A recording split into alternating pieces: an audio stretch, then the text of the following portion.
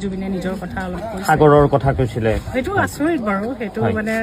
গানৰ বৰ অভাৱনীয় আছিল যে কেনেকৈ মানে এই বিষয়বোৰ কিয়নো পাতিছিলোঁ এনেকুৱা লাগে কিয়নো ওলাইছিল যে তেওঁ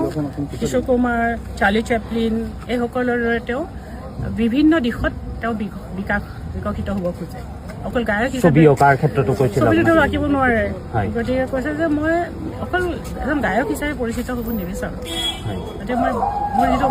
বহুমুখী এজন মানুহ হিচাপে পৰিচয় এইখিনিয়ে মই তাৰ পৰা বুজিছোঁ কথাখিনিৰ পৰা বাইদেউ যে ল'ৰাজনৰ ক্ৰিয়েটিভিটি